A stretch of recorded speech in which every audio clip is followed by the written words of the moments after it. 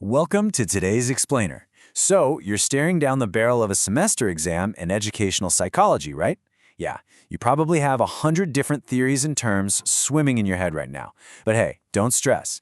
Today, we're going to master those foundational teaching theories together. We're taking all those incredibly detailed study notes and turning them into a clear, visually structured explainer so you can walk into that exam room with total, absolute confidence. Okay, let's dive into this. Our playbook for today is split into 4 quick sections. First, foundations of learning. Then, motivation and classroom management. Third, cultivating student creativity. And finally, some crucial final exam survival tips. So, let's kick things off with Section 1, Foundations of Learning, the blueprint of the brain. Before we can teach anyone effectively, we really have to understand the actual mechanics of how human beings process new information. So, what exactly is educational psychology? Well, imagine a doctor. A doctor studies the human body to help people heal, right? In that exact same way, an educational psychologist studies how people learn and how teaching can be made way more effective. It's basically the science of learning and teaching, taking all those grand, high-level psychological theories and applying them directly inside the 4 walls of a classroom. And that brings us to the teaching-learning process itself. I absolutely love the analogy from the source material here. It says teaching and learning are like 2 hands clapping. Think about it. Neither the teacher nor the student can make the sound alone. The teacher plans and explains while the student pays attention and practices. It all flows in these 5 logical steps. Set a goal, present the lesson, practice the material, get feedback, and finally, evaluate or test understanding. Now, speaking of setting a goal, you will absolutely need to know the difference between goals and objectives for your exam. It's a classic trap. Just think of a school trip. The broad goal is simply to have an educational and fun trip. But the objectives, those are the specific step-by-step targets like visit the Natural History Museum by 10 a.m. Basically, goals are your big, long-term educational aims like raising responsible citizens. Objectives are your small, specific, totally measurable outcomes for a single lesson, like, say, solving a 2-digit addition problem. Once a student starts learning, they experience what we call the transfer of training. That's using something you learned in one situation to help you in another.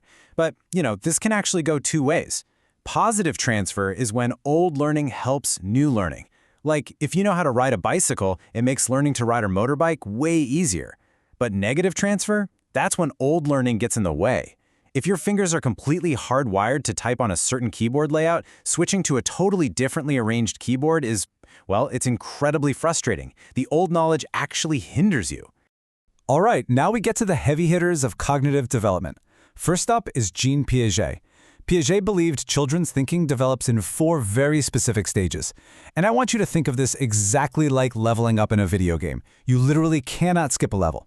It kicks off with the sensory motor stage from ages 0 to 2, where learning is all about the physical senses. Next is pre-operational from 2 to 7, bringing in language and imagination. Then comes concrete operational from 7 to 11, where kids can finally think logically about physical things. And then the final boss, so to speak, the formal operational stage from 11 onwards, where abstract and hypothetical thinking unlocks. Next up, we have Jerome Bruner. He gave us the 3 modes of understanding new information, and it usually flows in this exact order. First, inactive, which is learning by doing, like physically lifting objects to understand weight. Then iconic, learning through pictures, like looking at a diagram. Finally, symbolic, which is learning through words and numbers without needing the real objects in front of you. Bruner also championed the spiral curriculum, which is this brilliant idea of revisiting the same topic year after year, but going deeper each time. Plus, he pushed for discovery learning, meaning students learn best by exploring rather than just being lectured at. So, the crucial point here is perfectly captured by our third theorist, Lev Vygotsky. Now, Vygotsky was all about social interaction. Think of his famous concept, the zone of proximal development, or ZPD. Visually, just imagine a gap. On one side is what a child can do completely alone. On the other side is what they can achieve with help. That gap? That's the ZPD. And how do we bridge it? Through scaffolding. That's temporary support provided by a more knowledgeable other, like a teacher or even an older friend, who steps in to help and then slowly steps back as the student becomes independent. Moving right along to Section 2, Motivation and Classroom Management, the fuel of the classroom. Okay, if that first section is all about how the brain works, this section is about why the student decides to do the work in the first place.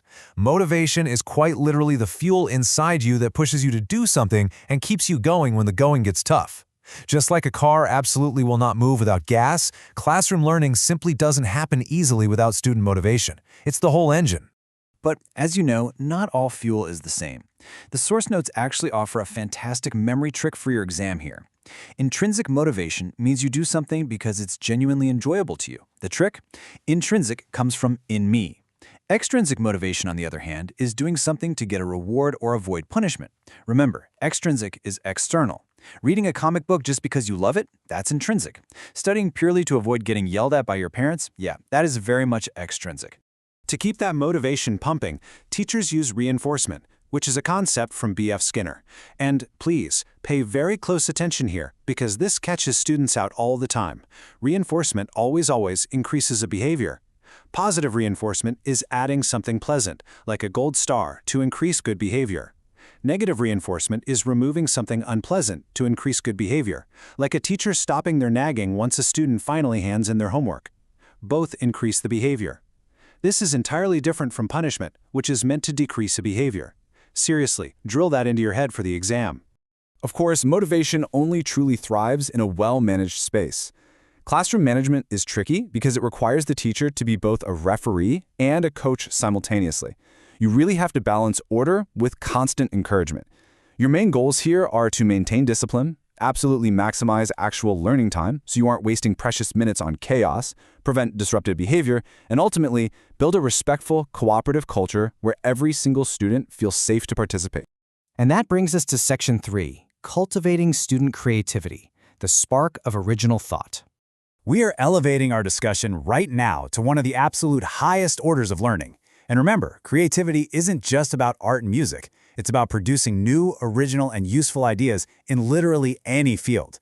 It actually follows a very systematic process. The source notes use a great analogy here. It's like baking an idea instead of a cake. Based on Wallace's model, we have 4 stages. First, preparation, gathering information and understanding the problem. Second, incubation, stepping away, sleeping on it, and letting your brain quietly work in the background. Third, illumination, that sudden glorious aha moment. And finally, verification, testing the idea out in the real world to make sure it actually, works. Now, what's really interesting about this slide is how the 4C model breaks down exactly who gets to be creative. It shows creativity as a ladder. Down at the bottom is mini C, a personal new insight just for you, like a kid realizing that mixing red and blue makes purple.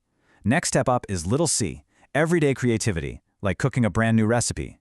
Then we step up to pro C, professional level creativity, like an architect designing a building. And finally, at the very top, big C, legendary, world-changing creativity, like Albert Einstein or a master painter. Alongside the 4 C's, we also have J.P. Guilford's theory of divergent thinking. To really understand it, let me ask you a direct question. How many uses can you think of for a simple paperclip? Go ahead, take a split second right now. What could you do with it besides just holding paper together?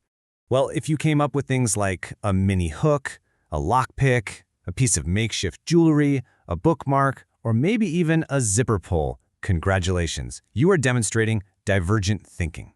Divergent thinking is the absolute hallmark of creativity because it means finding many possible answers to one single question, rather than just searching for one convergent, correct answer like you normally would in a standard math problem.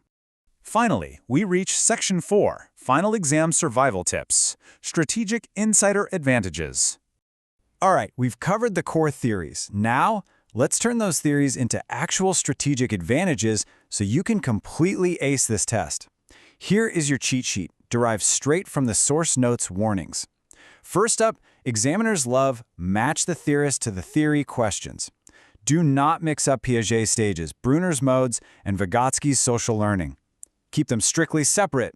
Second, when asked about motivation or reinforcement, definitions alone will not secure full marks. You always need to give one clear, real-world example. Third, don't confuse your creativity theories.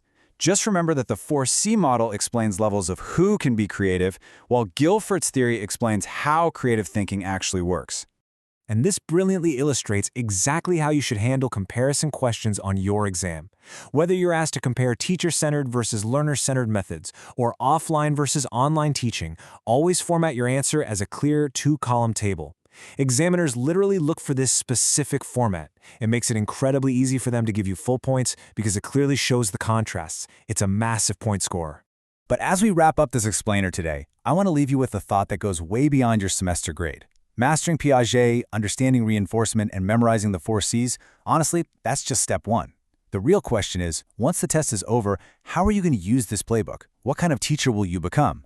Are you going to be the one who just passively delivers information, or the one who bridges the gap, sparks divergent thinking, and actually changes lives? Good luck on your exam, and much more importantly, good luck out there in the classroom.